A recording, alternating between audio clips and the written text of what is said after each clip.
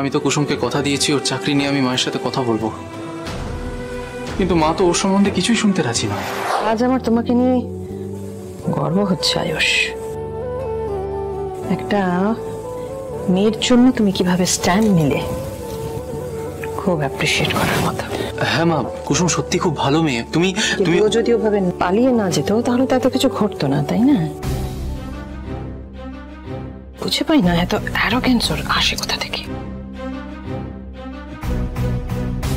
কাজে ওই মেয়ের সম্বন্ধে আমি একটা কথা শুনতে চাই না। আজ আমি এটুকু নিশ্চিত আয়ুষ যে তুমি আমার বিশ্বাস কোনোদিনও ভাঙবে না। আমি তো কুসুমকে কথা দিয়েছি ওর চাকরি নিয়ে আমি মায়ের সাথে কথা বলবো, কিন্তু মা তো ওর সম্বন্ধে কিছুই শুনতে রাজি নয়।